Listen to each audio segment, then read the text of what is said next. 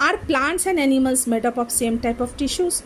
Let us compare their structure and functions. Do plants and animals have the same structure? Do they both perform similar functions?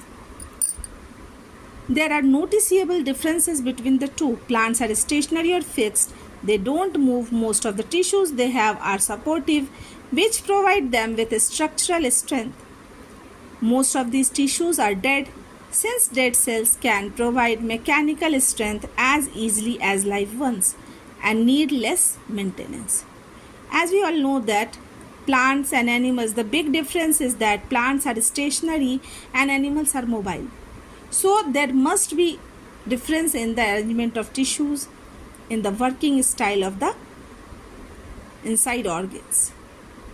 So we have seen that plants are stationary, so they require more supportive tissues for obtaining structural strength.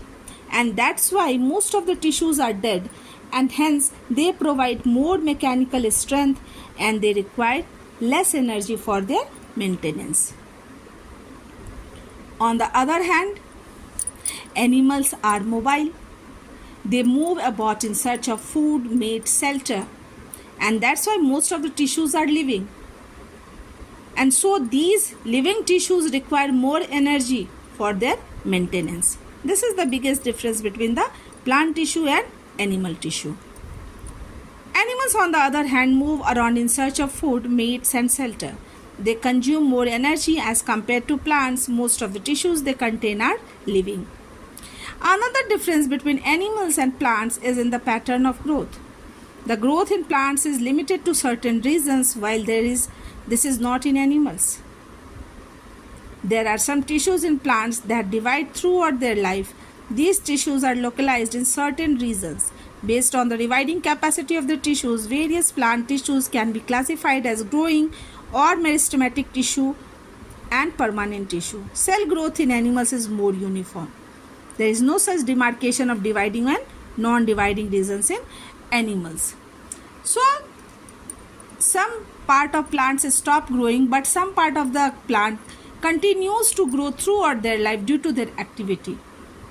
But animals stop growing after becoming matured.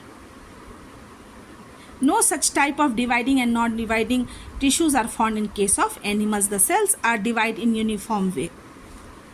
The structural organization of organs and organ systems is far more specialized and localized in complex animals than even in very complex plants.